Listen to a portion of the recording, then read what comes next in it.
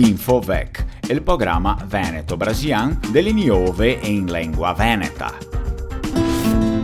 La fazedora Aerion la rappresentante il 29 marzo ed il progetto iniziale del roplan supersonico Aerion AS-3 che potrà volar da Los Angeles a Tokyo in manco di 3 ore.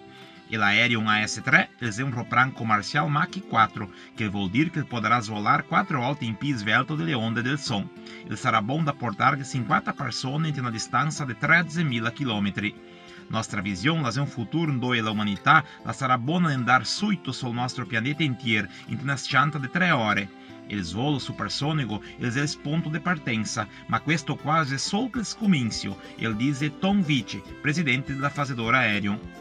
L'Aerion AS-3 potrà volare 3.700 a 6.200 km/h svelta, 7 volte più svelto di un roplan normale di lunga distanza. È il secondo roplan presentato dalla fazedora.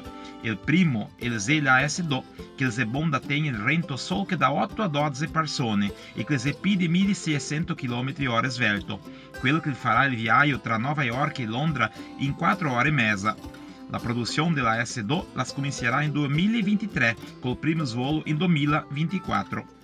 E l'ultimo roplan supersonico che portea delle persone si chiama Concorde, con le attività smorzai di 7 anni in Rio. Era una meraviglia della segnaria, ma aveva un costo alto assai e bacán che fazia era proprio di una forte pacada ambientale. Con le nuove tecnologie, la fazedora Aerion vuole sbloccare fuori i suoi supersonici, di diventarli indoparabili un'altra volta.